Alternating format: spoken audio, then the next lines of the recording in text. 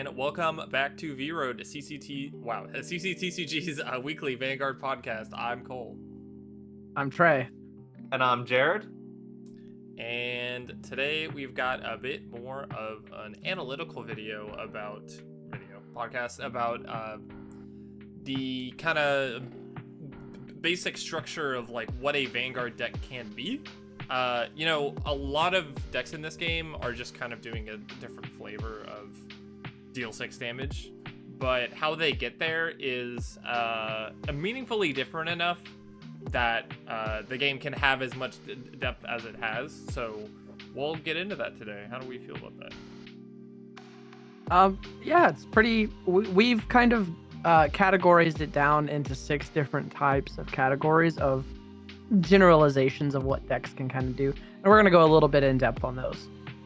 Yeah, and I hope us breaking it down a little bit, and hopefully, people who don't play as much Vanguard or don't know the game get to like take their card games and figure out what they want to do in Vanguard by, us just talking about. Yeah, where there's a lot of archetypes of decks that we're going to go into, but it's very hard to really draw like a direct parallel to archetypes in other card games. Like what we're going to get into as far as like some of them just like won't be able to translate into Vanguard very well, specifically because of the whole trigger system we have. One of the big ones is focused entirely around using that to our advantage. But now let's not get ahead of ourselves. Let's go ahead and start with a pretty easy to understand one. This one at the very least is in every card game, and it's the mid-range strategy. And the best one we've got for that today is Resile. And the reason I picked this one to represent mid-range is the way it's played now has a very nice roundabout way of keeping up pressure throughout the whole game, and I think that's what a mid-range deck needs to do to like be considered as one. It needs to have a fairly decent early game, enough to feel prevalent before like its turn 3. It needs to have something meaningful it pushes out on its turn 3, and then it needs to have something that it can do in the late game. And Resile, with its first ability to kind of scale what it's calling out of its drop zone, depending on how much damage you have, is like a really just encapsulates what kind of a deck it is by itself. Its Divine Skill does add to that a lot, in that you're kind of shoring up your late game by shuffling all your crits back into your deck and then giving you some more drive checks so you can survive to that late game. And then the red tech skill it gives you to live through a 6 damage if you check like a non-healer over is nice, but it never makes the deck feel enough towards being like a really late game or grindy deck. But it does give it the flexibility to grind out the opponent, which I think is what like exemplifies how flexible it is as a mid-range deck. Yeah, go like that turn 4 and turn 5 on Resile are just very strong, and like you said, with the first skill kind of giving the scalability of, if you have 2 damage, okay, you can call a grade 2 and a grade 0, or a grade 1 and a grade 0, allowing you to kind of scale up with your turns as you go, based off the amount of damage you have. It gives it a lot of playability with its abilities. So you can call different support cards if you think one flavor of attack is, early game, you're going to call something that is going to draw you some cards, but later game, you're going to call something that is more power and more pressure, a little bit more board build. You have many options with the deck. It's very, very good. Yeah, and the thing that like I feel like makes Raziel like a really good mid-range deck is his ability to just keep on accruing value. He always brings back 2 things, and with the dog, Saragown, being able to retire itself and get you another card in hand, set you up on your next turns, and just have this constant gain a card here, build a board with a really easy package where he doesn't have to commit a whole lot so he can keep a reasonable hand to live through more turns, while also putting up a lot of pressure without like committing too much. Yeah, I think that is definitely a big thing to me. What you mentioned about having to accruing a lot of hand advantage throughout a game.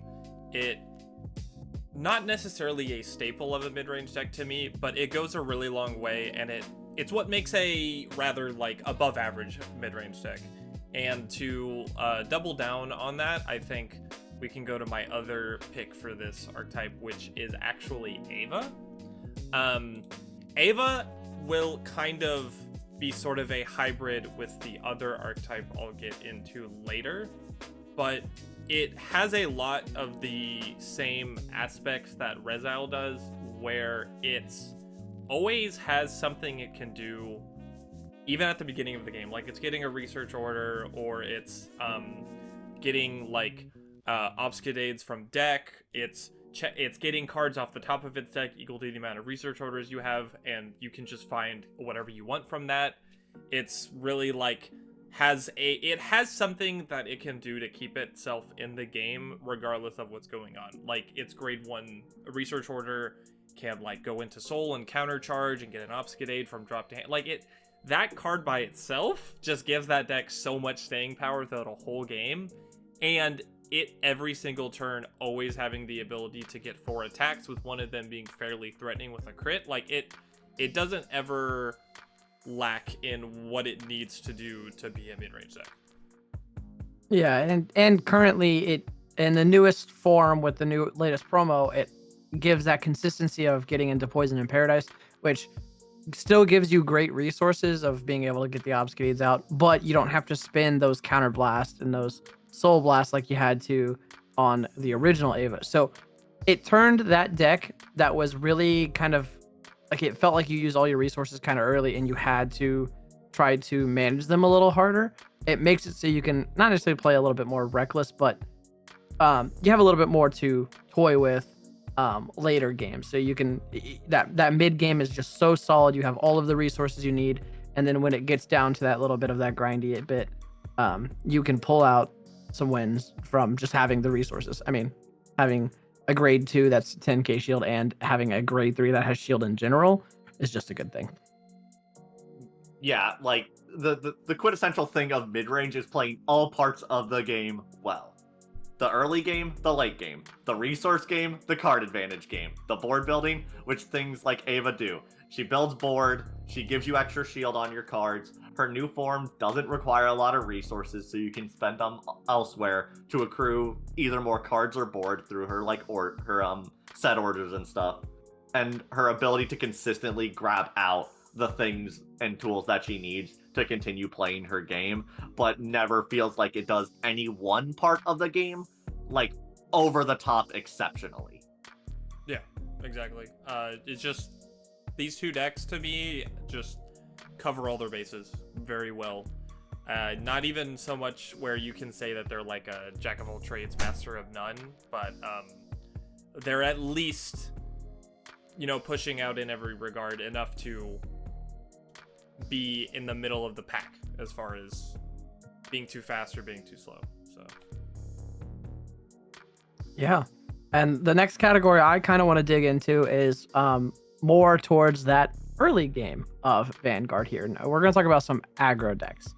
Aggro decks in Vanguard are kind of ones that use a lot of resources early to build board, get that advantage, try to press you down, and try to get you to a higher state of damage early in the game so that they can try to go for that kill turn on like 3 or 4. That first persona ride turn, you're really trying to, in the game, sometimes you can go a little bit longer, but you kind of run out of resources a little bit after that first persona ride turn. You're not necessarily like going to die going past those turns, but you struggle to recuperate resources just a little bit more.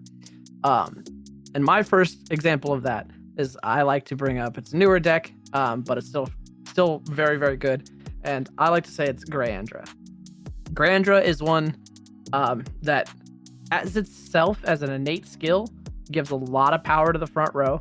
You're at first grade 3 turn, you're given 10k minimum to the front row.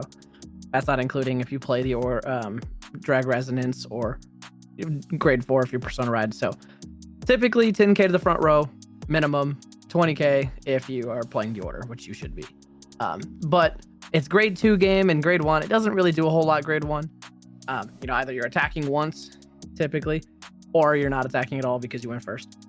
Grade 2 is where it kind of comes alive. You have some good support cards for it that you can kind of throw on the board between Brachioforce, the lettuce card that we call, the Dual Nation Dragon Empire, Stoicheia card that helps you call a plant token, build board, attack early. So kind of super aggressive, want to hit you fast. It's the quintessential like card game archetype that you're gonna get no matter what card game you build. It's gonna be the deck that wants to play the early game just better than its opponent and prays not to meet the late game. It'll probably use up a lot of its resources in the early just to hope to finish the game before your opponent is able to either muster a defense or do anything relevant in response to it. So like Granger's ability to play such a solid turn 2 into a almost devastating turn 3. Everything beyond that, though, it tends to run out of gas. You deal with its board a little bit, and it'll show you like one big number on the next turn, and then not a whole lot else, because it's got used Soul and Counterblast for a lot of its skills to build up that board, and it's used its entire hand to build up that board. But I do like that deck like gives me anxiety when I see it being put down on the other side of the table, and then like I hit like turn 5 and I'm like, I think we get there. I think we can do this now. Yeah, it's like it has a lot of cards that I think well, at least in its own archetype, that really don't do much until turn 3, but what it wants to do and how it can pump up its front row doesn't really care too much about all the generic stuff you can throw in there. So you mentioned Brachioforce. I think also like Shenri, you can throw down even turn 1, just cause like if you just draw into a couple, you can play one, you can boost with the other, you'll get some of that advantage back, and you don't really care too much about getting advantage, because the thing that makes this deck so good as an aggro deck is you can commit so much to your board early. But it doesn't matter because you don't even have to discard for your right deck most of the time. Like, the fact that its right deck just has that throughout most of its effects is, like, it lets you be, like, really flexible with how you want to aggro. Like, like, you don't see that on decks these days, and you definitely wouldn't expect to see it on a deck that has such a gigantic turn 3 with the amount of numbers it can push out just for no reason. Yeah. Yeah. One of the things more unique to Vanguard that is a challenge for decks like that are like more early game centric is when your opponent damage checks a trigger on your early turns and it's able to just shut off the rest of your turn. Unfortunately, that's a risk they take by, committing 3 attacks on like turn 2 before they're able to really pump up their board. But it is most of the time a worthwhile risk to just go for it. Yeah, I mean, trigger luck is, again, we've talked about it previously, luck is a skill in the game. So hopefully luck is on your side while kind of rushing the game and making your attacks, but sometimes it's not, and that just happens. So, but it still is able to put up numbers. Like if you have Brachioforce and Shinri is a good example. Typically, people at grade 1 aren't calling a bunch of things, so they're gonna have less than one rear guard. Typically, so you're gonna always get that extra 5k to Shinri.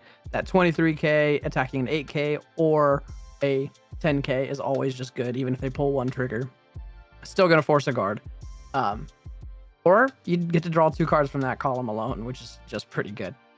So there's a lot of good support cards for that card for that deck specific. But another one that I kind of think, and it takes a slightly different approach, is Youth Burke. It doesn't call as many things to the board as early as maybe Grandra can, but it still has to call things because it needs to. Its support physically wants it to actually call things so that it can get things to soul. So you're always calling the grade 2 Fergosas so that you can Soul Blast one, search for a Revel Form, and shove it to soul. Like, that's the entire thing that deck wants to do. So you're calling them when you get to grade 2, hoping you have 2 of them to call to board and attacking with them. And Keter Sanctuary just has the best grade 1 in the game, I think, in Saragon. So using that at any and all times when you can to draw a card and kind of filter the deck a little bit. It comes and help there, and then really focuses on that grade 3 turn. Yeah, I actually had a pretty big stint with this deck for a long time. It was my favorite deck to play, at least competitively.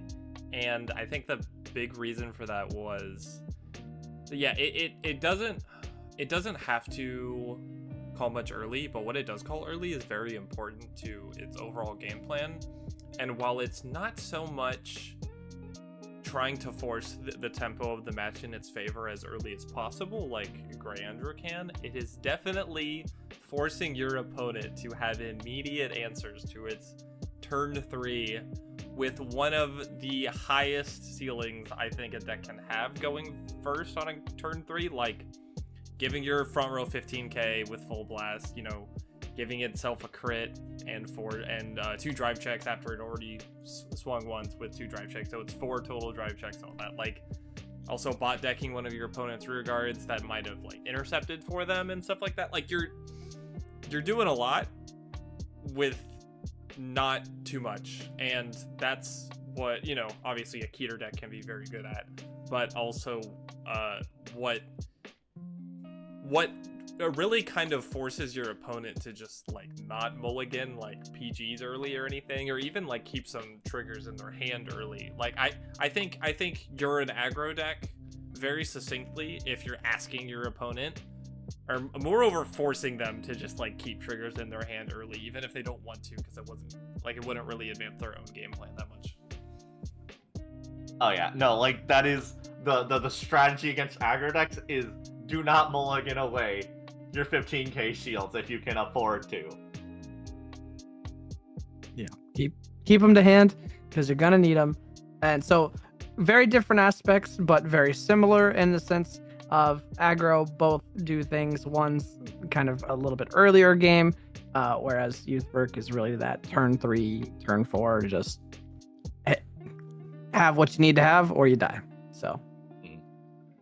And I'm gonna go to the opposite end of the spectrum of where the game plan starts with our more defensive decks, or from other decks or other games might call them control, because their whole game plan is about grinding and playing a more slow game versus your opponent.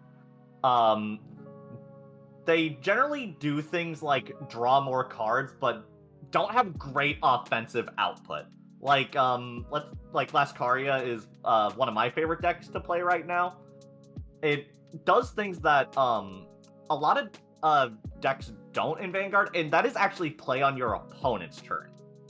So either through having unique skills of your Vanguard, or the new encouragement of running blitz orders, like Lascaria just giving you card advantage for playing your defensive cards and giving you resource so that you can play a more slow game, even though her offensive pressure is way less than a lot of her like contemporary decks around her. It's interesting how they kind of shored up her pressure with like giving your board 5k, and then she herself gets a crit, which isn't nothing, but they definitely wanted to focus way more on recycling blitz orders from like your drop to your hand and getting to not so much plus off of using your blitz orders, but not minus, which is very important. The what it has access to as a Stoicheia deck, being able to call cards from drop to meet its conditions to buff its board, means that it doesn't need to do too much from hand to get what it needs to get going, so you don't feel too bad about keeping a bunch of blitz orders in your hand. Yeah, which typically feels a little counterintuitive in most decks because you only play the one, whereas Lascaria is you play as many as you can, and well, you typically have the resources to live. You stop all that attack coming in, and you get to recuperate off of that. You get to countercharge, you get to draw a card, all that kind of thing. So saying that this deck does do more on your opponent's turn, but it also can do some fairly good damage on your turn. You can still potentially 5 attack if you have the resources for it. You are using your resources a lot, That's one downside to it, but you do have that recuperation, so it's good. Yeah, and like one of the downsides of playing decks like Lascaria is that you have a lot of cards that don't progress your game state. They're about stopping your opponent more than keeping you going. And it's just hits this weird balance where the pressure that she's putting on is only there to punish your opponent for not keeping like the bare minimum of stuff to guard through a turn. That it's not hard to guard a defensive deck's turn a lot of the time, but when you don't, it punishes you way harder. Yeah, I think the big thing is these decks like kind of ride or die on if they can weather themselves through what the opponent's deck is doing, because it has to kind of rely on the fact that those decks won't always be able to do the same output every single turn, and the turns where their output isn't quite at their ceiling, it makes that deck have such a much easier time like keeping the pace through a game and sort of setting the pace of a game.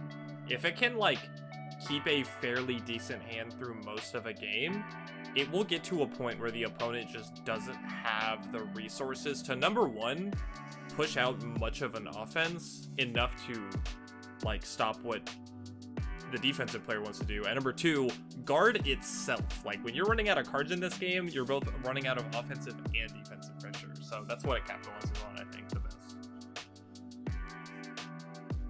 Alright, and I'm gonna move on to my next one before I talk about Lascaria for the entire night, because I love her so much, to one of my other favorite decks. Not as good, but still a great example of defensive is Siana.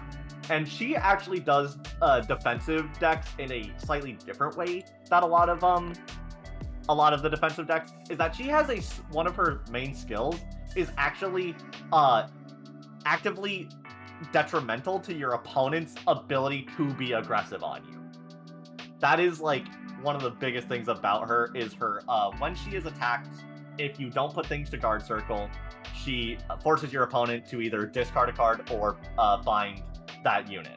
So she's doing the defensive thing of stripping and slowing down the game, while all the other cards in her deck are the things about mitigating and moving around that skill to slow down your opponent. She does have another skill to essentially take a trigger, put it into soul, and it's 15k to your Vanguard. Most of the time that's going to result in a better shield than what you do, and she tends to run a really weird trigger package to capitalize on that normally draws are great defensively as a trigger you hit, but feel awful to actually hold in your hand, and it gets to play the best of both worlds, where it takes these otherwise mediocre cards and like pushes them to be actually good defensive powerhouses. Yeah, I think I think this deck, between it and Lascaria, both being defensive, but this one I think kind of bleeds into what I think what you could consider to be a control deck by like most TCG standards, in the respect of not so much like denying your opponent anything or manipulating what they're doing to their detriment too much, but more so than anything, just like kind of forcing your opponent to interact with it at all. Like it makes the opponent very conscious of it, and if you're not, you just won't grind this deck out like very well. Like if you just don't care and you just let all your rear guards get bound, well, maybe you're a deck that just can recoup that loss pretty easily, I guess. Or you're just not thinking, and you just don't have any attackers by the end of the day, and you have a harder time committing enough to hand or board to stay out of the range of its crit and drive. So I think that kind of, it has an aspect of it that you can't ignore that interacts with you. So that's why I think it's like a really good instance of like a control deck that's defensive in this game.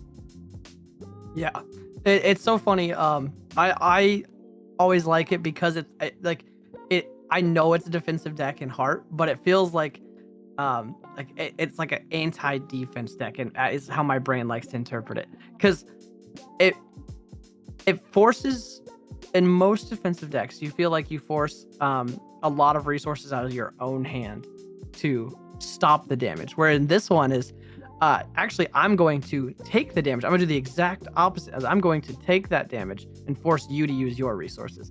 So it's a very funny mix of using those triggers to block and, do things, take the easy attacks to take the, rear guards that you're like, all right, I want to bind that, or I'm going to force them to get rid of cards. So things that you want to get off board, and things that you can only take, you can take that are going to be 1 damage. So it's funny in my brain how it kind of works, but it's such a good, fun, different play style of defensive that I love it. I think that's actually a good point. I think it in a way, as far as Vanguard can go, maybe it's less of a control deck and more of an anti-aggro deck. Like it just it's like it really wants your opponent to try to go at it, because then your opponent has to make that, of course, depending on the deck, a decision of, okay, do I want to discard a card or do I want to get rid of this rear guard? Because in some decks, their rear guards like kind of make or break the deck. So but then like Lascaria also has the problem of her skill doesn't work on like half the extra attackers in the game, which doesn't help her. But I also really like that. I like control when you're like in these defensive decks when they punish your opponent for not like having a hand. So like Sienna like forces their opponent to call to their board almost every turn, but with her main attacking skill of the drive and a crit, it's like, you're going -3 on my attack that is only a 13k, might I add, or you are taking 2 or more damage on that turn. Not a hard thing to guard, but does force resources out of your opponent and just uses other cards in its deck to facilitate doing that more times in a game by staying alive longer.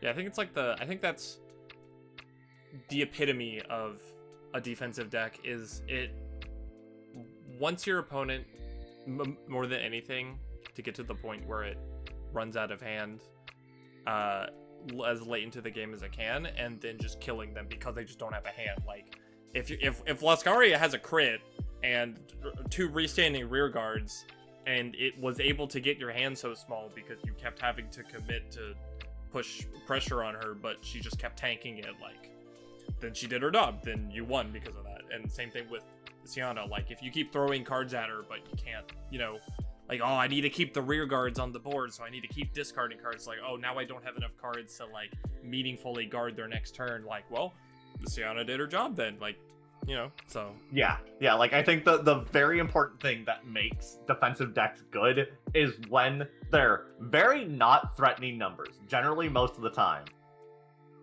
If you can't guard them, will almost instantly lose you the game. Like, it is not hard to guard Lascaria. Can't tell you how many times. If you can't, then you're about, if you drive check 1 crit, they're half dead on that 1 attack. Yep. I was saying, can't tell you how many times Jared has swung at me with 13k Lascaria just cause, like, he's got a handful of triggers, and you're gonna look at a lot of hands on these decks that do not progress the game state at all. You are going to look at like 5 blitz orders that you have to order in a certain way, or you will not have a good turn, and like 3 triggers. And then you have like a board of like a couple things that are 13k max. But yep, I think we went over everything I love about them, and I love all their little nuances of the fact that you need to be able to turn the corner is the big thing about them. Yep. So with that, we can get on to our next category, which I think can share a lot of similar aspects to them of mid-range decks, but they lean more into a certain kind of play pattern called compressing your deck. So these compression decks, they are the epitome of a luck is a skill. Like, they capitalize on that statement more than any other deck in the game. And the way they do that is by being way more piece reliant than other decks would to get to their ceiling, but their whole deck is designed around getting to that ceiling and filtering as many of those cards out of the deck, so you are mostly left with triggers. These are one of the few decks where I feel that the more triggers you draw into over the course of a game, the worse it is for you, because these decks are supposed to be so good at just drive checking them, even with just twin drive, even without any extra drive checks or anything like that. Now, if they can get extra drive checks, that's great, but the whole point is that they're getting these certain cards out of the deck in either maybe like their order zone or just onto the board, and being very selective with what they call out. So the first one I've got for this, and I know I bring it up all the time, but it's Orphis. And I know, we're like crazy. No, I was thinking it too. So, okay. So hear me out. Let me cook.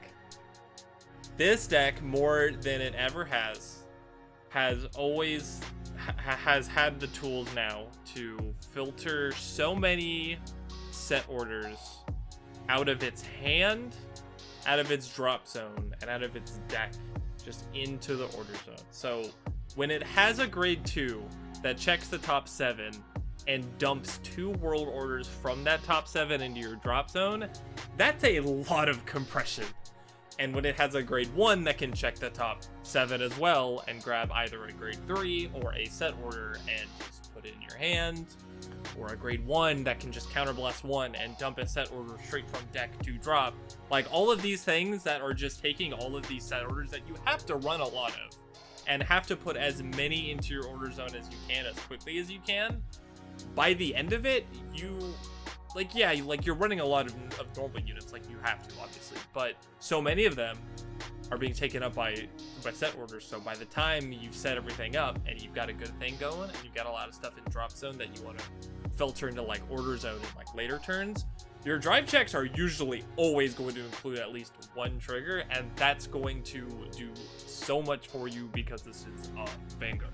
So yeah, I mean, yeah, I was like going through like what I was like consider a compression deck, and I was like, is compression more of like a sub archetype that some decks can do? And then I was thinking about it, like, nah, that's all Orphis does. That deck doesn't like play like any other playstyle other than I want to remove the set orders from, or I want to remove like a part of my deck that isn't triggers. Yeah, I think all of Brantgate in general is very compression based, in my opinion. Yeah, like that's the thing where it's like, where I was like thinking, is it a subcategory?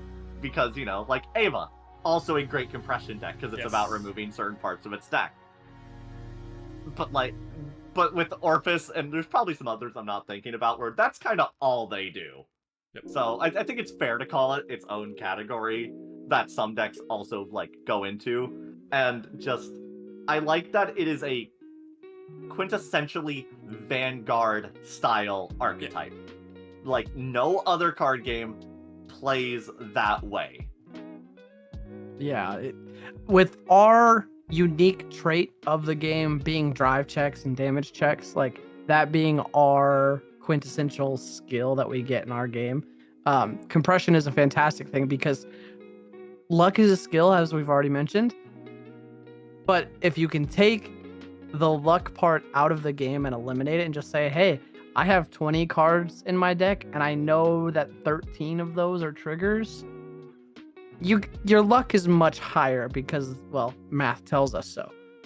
So there is still a chance of, you whiffing on things, that happens, but being able to reduce the deck down to what you want it to be and filter those parts out that you want out of the deck and into your hand or into your drop or wherever they need to be is such a huge setup. And Orphis is fantastic at it. And just saying, hey, I have all these cards that don't have shield, and I don't necessarily want all of them in hand, so let's just get rid of them to drop. So it does a lot of things to do exactly that. Yeah, so I think what can epitomize a compression deck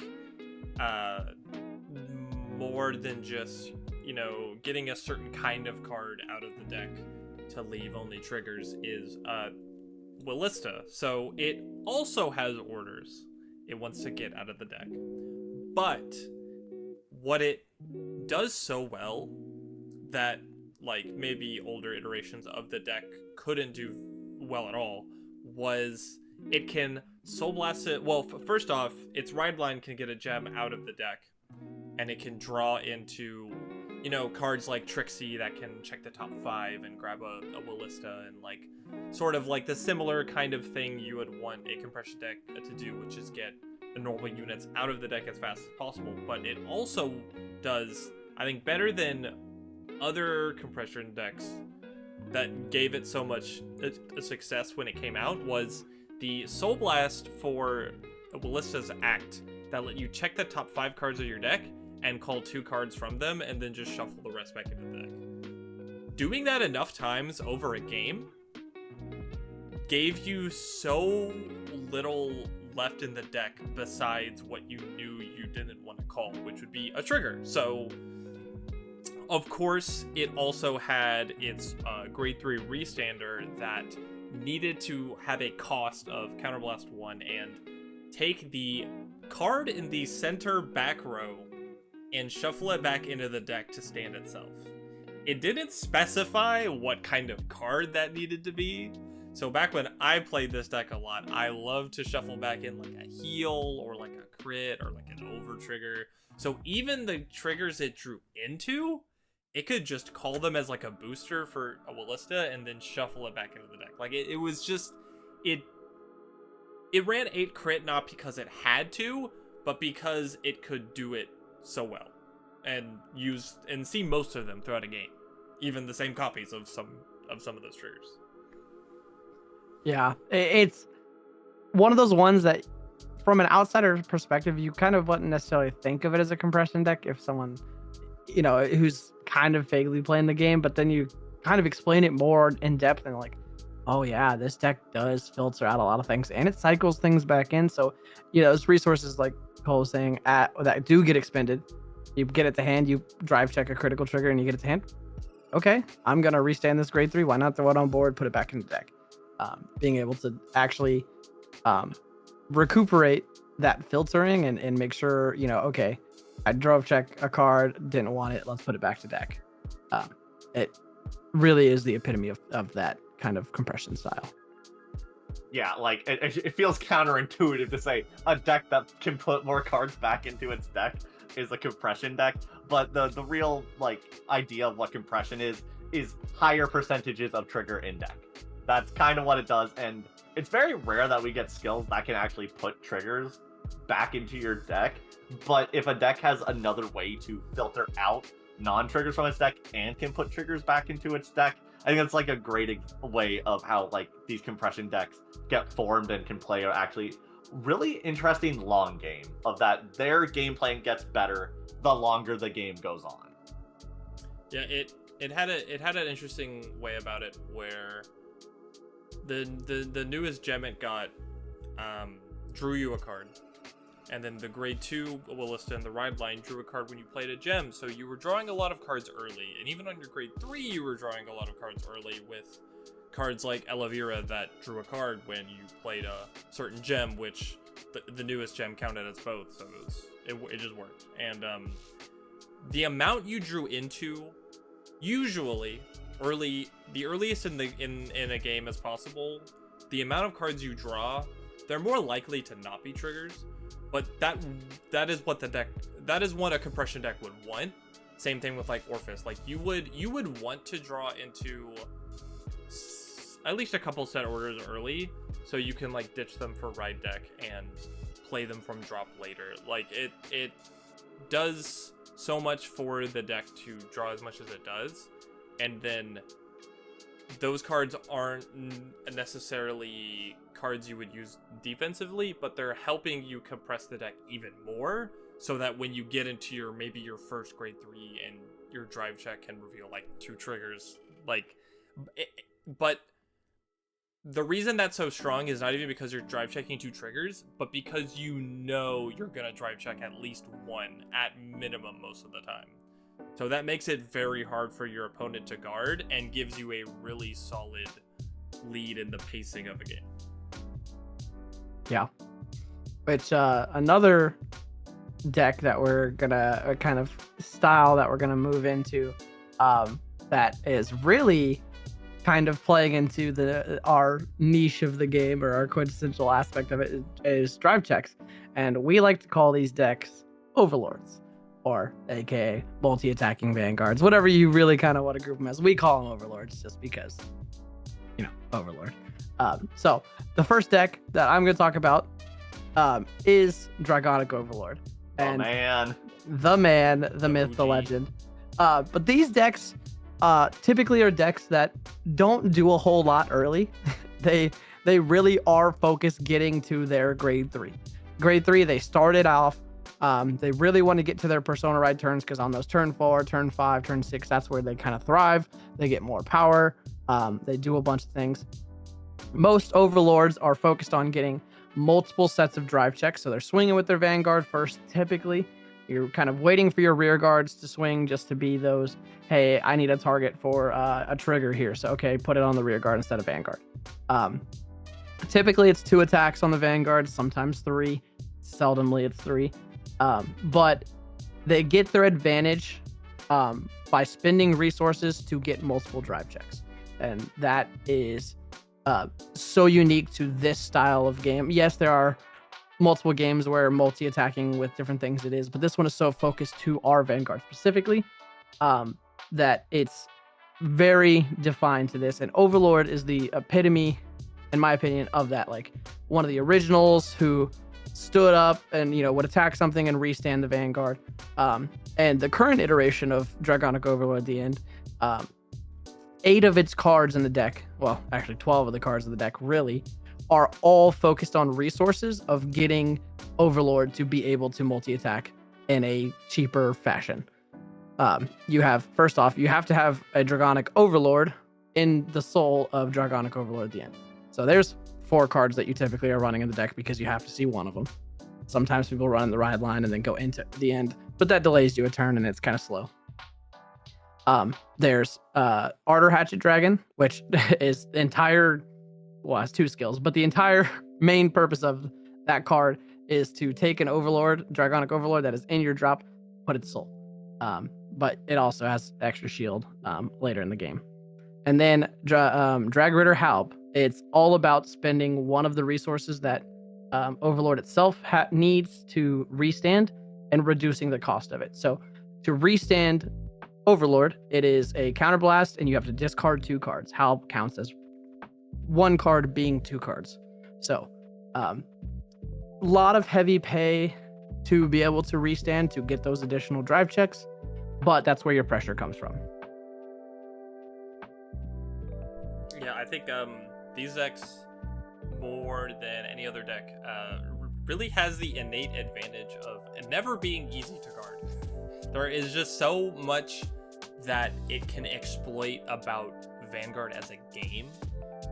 While compression decks can get a lot of triggers left in their deck to drive check over the course of a game, these decks need to usually pretty much just see 1 drive check a turn that's a trigger to go really hard on like how much a mileage a single trigger can give you. Like, if you go up against like Dote and he drive checks like a crit on his first swing, and he's gonna restand, this guy became such a big problem for how you're gonna guard the rest of your turn like that. I don't think there is a single deck style in this episode that is going to exemplify how hard 1 trigger being checked can swing how hard you're gonna change what you're guarding with, and how you're gonna guard, and how you're gonna live, if at all. Sometimes there's just like turns where, oh man, they checked like a front and a crit on their first drive check or something, and the guy's gonna restand. Usually these kind of decks don't seem to lose drive checks when they restand, depending of course, but like this, they're gonna carry so hard on even just seeing 1 trigger, which is so strong for that. Yeah, they're just like I like to think of them like everyone else is playing Vanguard like normally written, but they're playing Vanguard all caps because it's just about the big guy in the center, or girl, whoever you got in the center, going attack. That is all it does, and it creates this weird dynamic with the first guard of the turn, because they're gonna throw every thing that they find off the top of their deck into that middle guy. So generally 2 to passing, where your opponent needs to find 2 triggers to defeat your the amount of shield you've put up to try to defend it, is generally a hard thing to try and do against that archetype.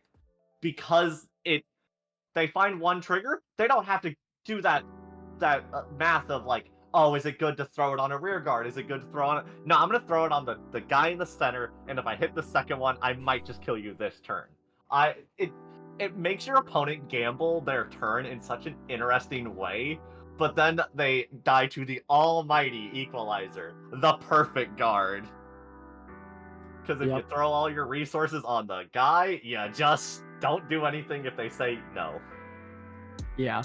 I mean, with what Jared was saying is everything gets put on the Vanguard. So typically the rear guards in these decks aren't doing a whole lot. There are certain cards in certain decks that say, hey, this card's pretty good, but you only have a 4 of it. And then everything else is just kind of mediocre. So you kind of throw in more supporting pieces that say, hey, I want to help out whatever the big guy is doing. So, it's kind of tough, but leaning more into that of like the rear guards more supporting the Vanguard and its attacks comes to my next deck I kind of want to talk about, and that's Greedon.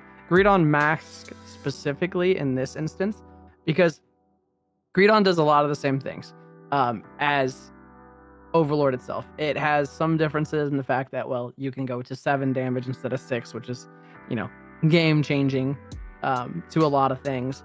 But it uses all of its resources by consuming things from the board. So it doesn't use a whole lot of resources outside of Counterblast, Soul Blast, those kind of things. But essentially it takes your rear guards, put them into Soul. But Greedon itself doesn't use a lot of those effects, but the rear guards do.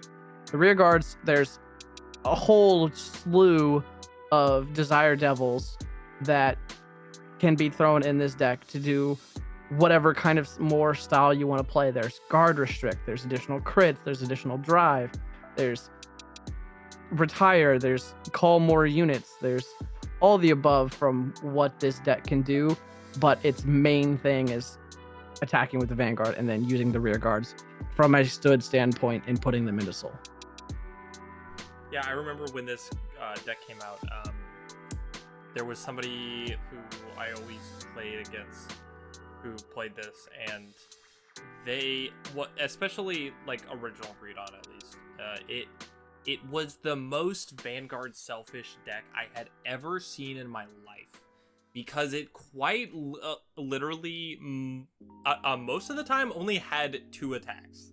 Despite being a deck that could reset as Vanguard, like you would think that it would get at least like 4, but with how its cost is worded, at least on the original Greedon, it had to commit so many cards to the board to fulfill its cost that were standing that you really only could reasonably get the 2 big like Greedon swings. But that was usually all you needed, especially when you got 10 or more cards in Soul and it got that 15k.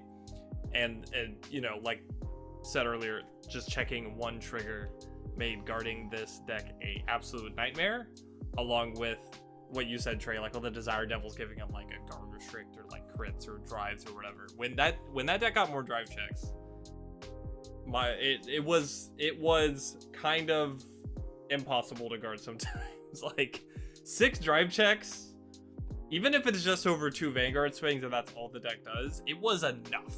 Like that was enough. It was very much quality over quantity in like the best way, I think, for this game. Yeah, and I can talk about how like I don't think Greedon needs the 7 damage thing in the current iteration of the deck, but when in the early days, it was just, I'm gonna show you 2 threatening swings. That's it. Yeah, it needed to have more opportunity to do that, that thing of just, I'm gonna hit you with the Vanguard. I'm gonna hit you with the Vanguard. Guess what? I'm gonna mix it up. I'm gonna hit you with the Vanguard. Yeah, I mean, it is a great version of an Overlord deck in the fact that, yeah, it is like Cole said, so greedy in the fact that it wants to do everything. Literally every single card has something to make the Vanguard better. There's not really a good, at least currently, that could change here soon or maybe in the future, a great rear guard in the deck, because it is currently a 4 attack deck with 2 Vanguard swings, 2 rear guard swings, because in old Greedon you had to consume 4 stood rear guards, and this, the mask version, you have to consume 3. So it's in a stronger spot because, well, first off, 4 attacks is better than 3 attacks. We all know that. Just has to be. More targets for front triggers and other additional triggers for power and things. So can't be bad. And yeah, having anywhere from 4 to 6 drive checks. First, not even talking about the advantage that it gives you to hand, first off, but the power advantage that you get from drive checking any number of triggers is astronomical and hyper focused in that deck. So yeah, lots of fun things. It's just really funny that, like, we call it, like, Overlords because of Legacy, and that's, like, the old style of Vanguard. But honestly, I feel like Greedon is the most I'm gonna be the Vanguard, like, deck we have almost to date. Yeah. He's just cosplaying Overlord. True. I mean, he's doing a pretty good cosplay, because he's looking way nicer at just being a Vanguard man. Yeah, I mean, he's got that drip. That is also true. I still need a card version of him where he's dressed up in one of the lyrical dresses, like the schoolgirl uniform. No. You need him in the Supreme jacket. Yeah. Yes, absolutely. Because he's got that drip. He does have that drip. Greed drip, yeah. Agreed. Alright, to get a little more back on track, I'm going to go over the final archetype. A simple by design, hard to execute archetype in the Glass Cannon. They are in this weird spot where they are a deck that wants to play most of its turn in one turn. Like, most of its game plan is all, like, condensed around making one perfect turn. It's the closest thing we have in Vanguard to a combo deck, and we have, not in Standard, luckily, any OTK decks that just outright will not play the game and then just one-shot you, luckily. Because that is a problem in some older formats of Vanguard. But generally, Glass Cannons spend most of their game plan about finding pieces. It's all about multiple pieces, like Chaos. Chaos, I think, is, like, the most stand-outish and highest competitive of the Glass Cannon decks right now, just because its pieces almost facilitate you finding more pieces, and they all go down the line. Of his early turns are about trying to fill that soul up with your 13 different names, and hopefully you find your 2 grade 3 Makanis along the way, or things that can pull them out of soul, and Misdeed. You are setting up this board of, like, 3 cards, and then you have to have an extra card there, and you have to put a bunch of things in soul, and then you do what the Glass Cannon deck does. It blasts all its resources on that one turn, does giant numbers most of the time, and has very threatening attacks. Most good board states for the Glass Cannon decks, without drive checking, before they even go to drive check, you can look at their board and go, I could take 6 damage if I guard nothing. Like, they are threatening so much, but it comes at the cost of they do not build hand. Nothing in Chaos draws cards. Nothing. The best you get is, like, the Cycler, which is a generic card. So I'm not really counting it, and it doesn't work really within the archetype of Chaos to run a lot of them. But you set up this board where you have Makani, Chaos, bind the other Chaos after tutoring with Misdeed. So we've already had to find 5 pieces.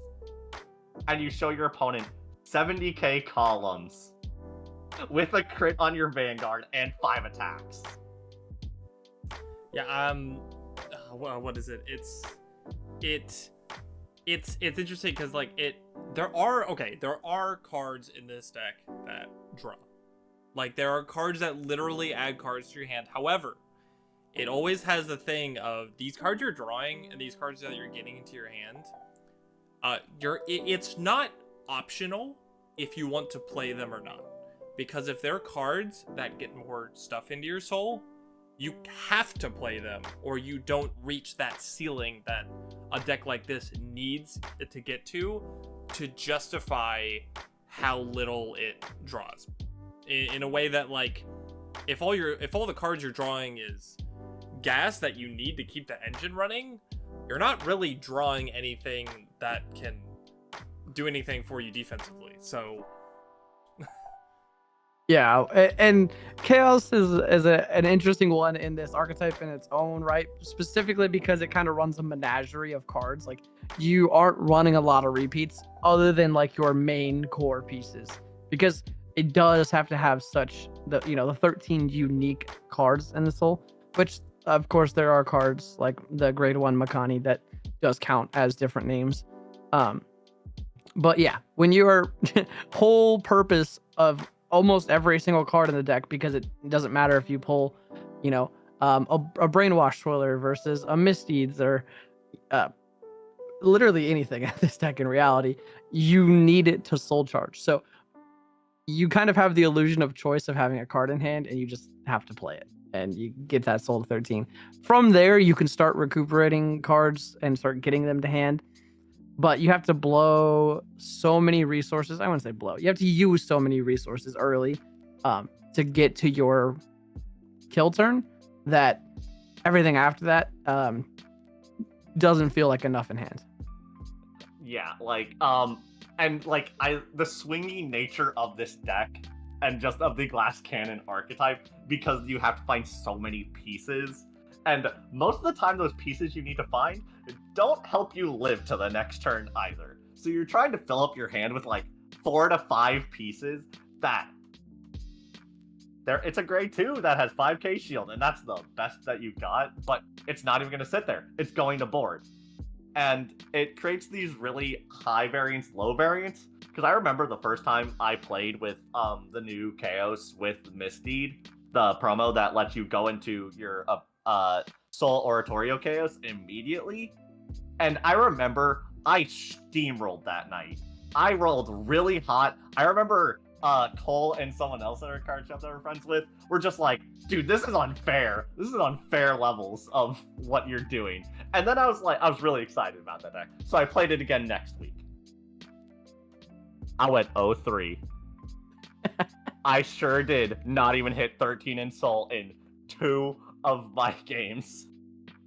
Yeah, it's definitely like the type of deck that makes you feel like you're on top of the world when you reach your ceiling, but it also makes you feel like you didn't even play a card game that night when you hit the floor. So yeah, like when you see the ceiling, I don't want to ever hear people say things about these decks that are like, oh, that deck's just overpowered, or like that deck doesn't have a cost, or you're always so consistent. Because most of the time they're not. You just remember the one time it steamrolled you. You don't remember the 5 times that it did nothing. Yeah, they have such high highs that everyone remembers those, but they don't remember the, hey, I have 9 cards in Soul, and I have 4 orders in hand and 3 Persona rides. I cannot physically get to 13 in like the next 4 turns. And you just lose. Like, it happens and it sucks, and no one remembers those games. Yeah, and I think that's a bias a lot of people have against the decks we would classify as them. Of that, the one deck that I think doesn't have that problem of people remembering its highs all the time is Roroa. Because that deck, unfortunately, while being a good idea of a glass cannon deck, unfortunately falls prey to the bad leanings of the archetype, where you gotta find all the pieces. Like, even like Roroa's like whole game plan is about, get Rydalina grade 2, get Rydalina grade 3, get into new Roroa, and then we will try to do something. And that it like if you look at it, a optimal Roroa turn is still pushing, like I said, 6 damage, crit on Vanguard, 2 extra rearguard swings without ever hitting a single trigger. And Baroa just has the problem of finding those pieces, but he does actually have very, very threatening turns if he does set that up. And I do actually like that Roroa has a defensive skill, which is funny to think of as a glass cannon deck, but it's mostly to delay more so than it is to like actually grind out advantage so that you can get to that key turn. Yeah, I remember a decent bit ago trying very hard to make this deck work, because I did play a decent bit of it. I still have everything for it, to be fair, but what it ultimately came down to was it needed to find, it had a really good turn 2, and it had a really good turn 3 going second, and those were all well and good, but its only means of searching in that deck, being a grade 3 set order, is really not what it needs, and it hasn't gotten anything better beyond that since then. Like, it's gotten a decent amount of support, but it just hasn't gotten away from how kind of not glass cannon it wants you to think it is, but how glass cannon it truly is, because the ceiling it can pump out is just as overwhelming as Chaos, if not more sometimes. It's weird, because like Jared mentioned, the defensive skill it had almost kind of gave it like an identity crisis. It didn't quite, it read like a mid-range deck. It read like a deck that kind of wanted to do a little bit of everything and go throughout most of the game pretty well. But when you make a grade 0 token that gets really big, and the grade 2 in front of it can get its power to also be really big, and a grade 3 version of it that also gets that power to make it really big. Like, you check even 1 or 2 triggers and you put it on the funny dragon guy, and the next 3 of your swings are just absolutely huge and almost impossible to guard sometimes, especially if you check like OT. Like, that is the deck where the power of an over trigger can carry into 3 consecutive swings, and that's unfair. I think that is like I think these decks teeter the closest to being unfair sometimes. And what I mean by that is there is a level that these decks can get to where I think it's more Chaos more than Roa.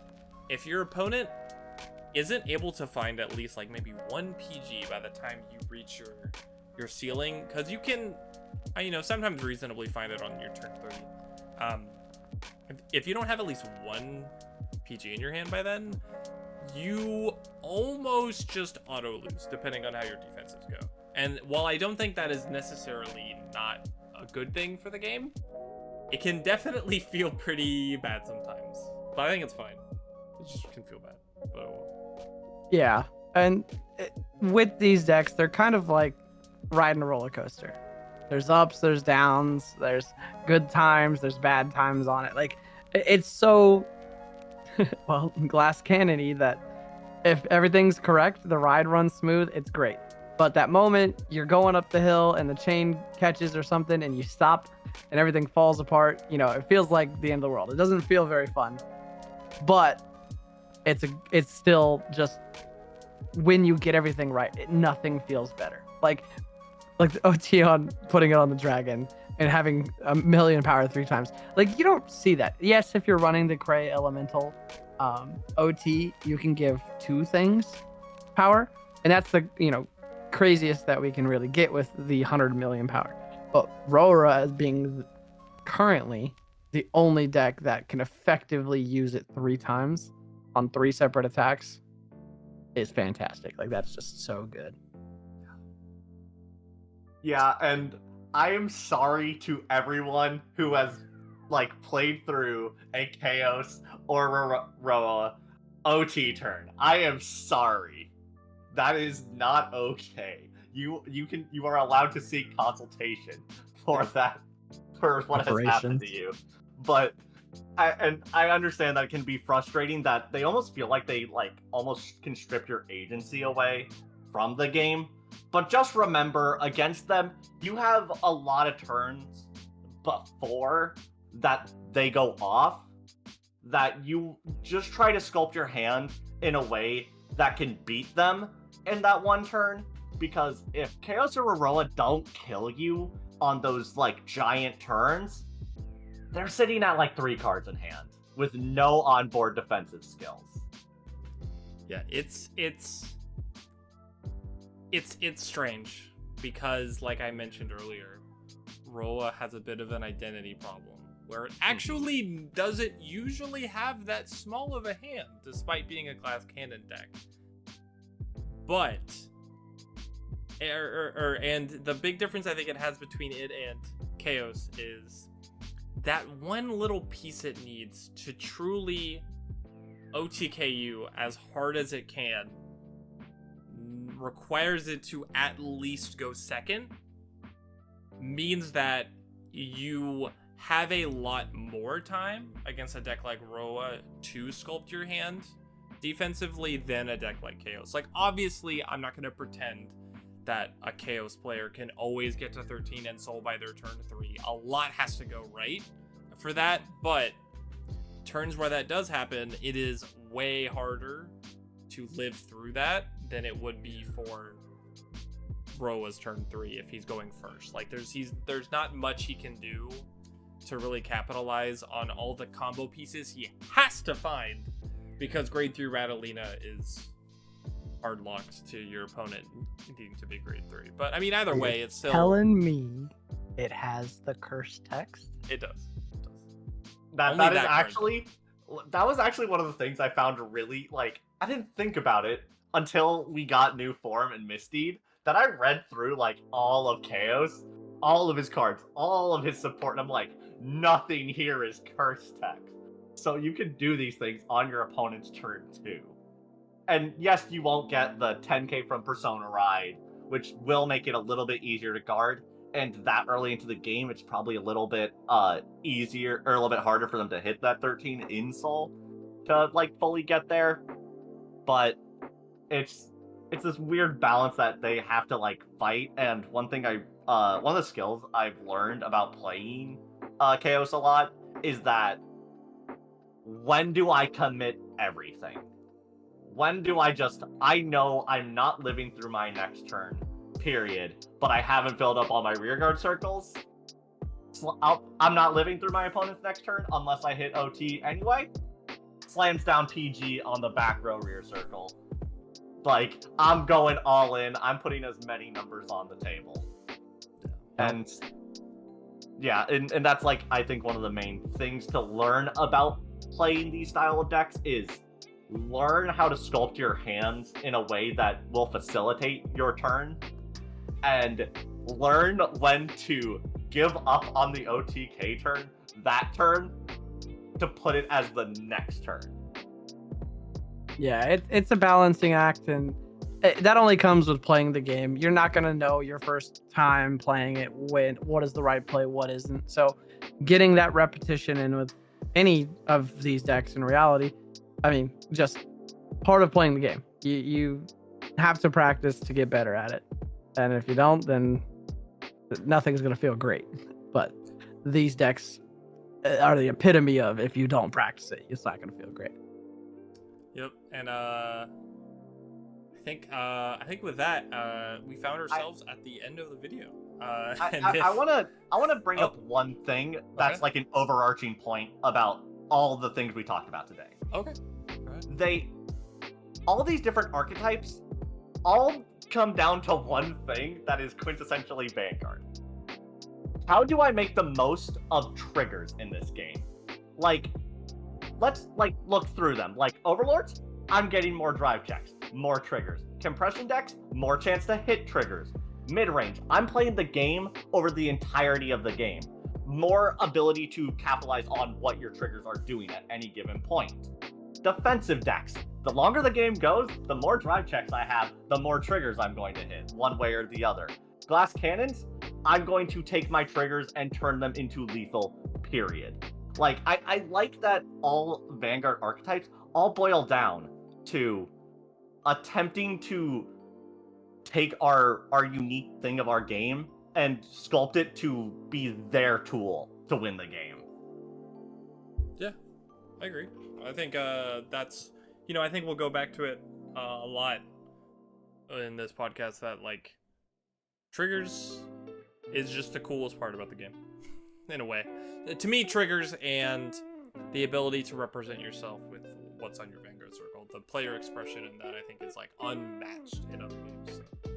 And the art's just better than every other game. So Yeah, true base. I'll fight you on that one. Okay. I'll fight you on that one.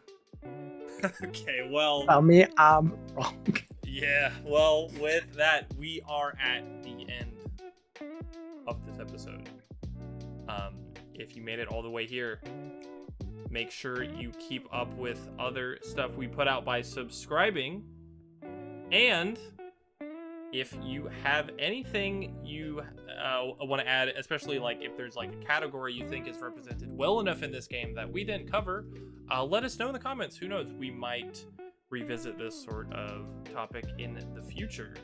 And especially let us know if you liked these decks by liking the video and ringing the bell to keep up with whatever wacky stuff we come up with outside of just this podcast. But until the next one, I was Cole. I was Trey. And I was Jared. And we'll see y'all then.